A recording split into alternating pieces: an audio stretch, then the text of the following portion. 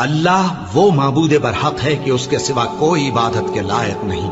जिंदा है, सबको थामने वाला, उसे न ऊंग आती है न नींद। जो कुछ आसमानों में और जो कुछ जमीन में है सब उसी का है। कौन है कि उसकी इजाजत के बगैर उससे किसी की सिफारिश कर सके।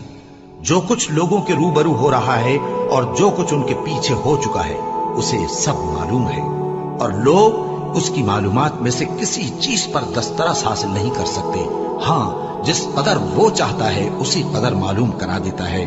उसकी बादशाही और इल्म आसमान और जमीन सब पर हावी है, और उसे उनकी हिफाजत कुछ भी दुश्वार नहीं। वो बड़ा आली रुतबा है, जलीलुल कद्र है।